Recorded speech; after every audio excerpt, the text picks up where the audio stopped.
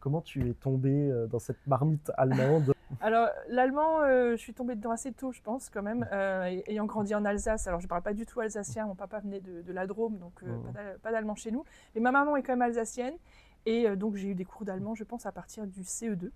Euh, alors en primaire, c'était pas si mal, mais au collège, c'est une catastrophe. Je détestais. Puis alors, le lycée, c'est encore pire. Mmh. Je détestais les cours d'allemand, mais mes frères et sœurs avaient à peu près la même expérience. Et donc, ma maman, à qui la langue allemande tenait à cœur, a essayé avec moi un peu autre chose. Et donc, elle me lisait des histoires. Elle essayait de m'apprendre l'allemand un peu d'une manière un peu plus spontanée, plus attachée à la culture aussi. Et j'ai eu l'opportunité d'aller 2 fois en Allemagne, dans une famille allemande qu'on connaissait. Et je pense que ce contact réel avec les gens, en fait, ça m'a donné envie de découvrir plus la culture.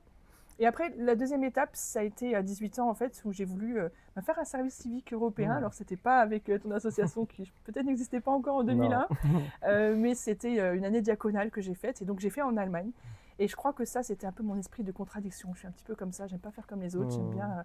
faire un peu le contraire de ce qu'on attend. Et donc, je suis partie en Allemagne, faire une année de volontariat. Et ça a été pour moi un déclic, quoi. J'ai vraiment beaucoup aimé l'Allemagne. C'est là que j'ai vraiment appris aussi à parler au quotidien, parce que j'étais avec des enfants et donc Mmh. il fallait leur parler. Et donc ça a été un peu les 2 moments clés qui m'ont fait tomber dans la marmite de l'allemand, comme tu dis. Ouais. Mmh.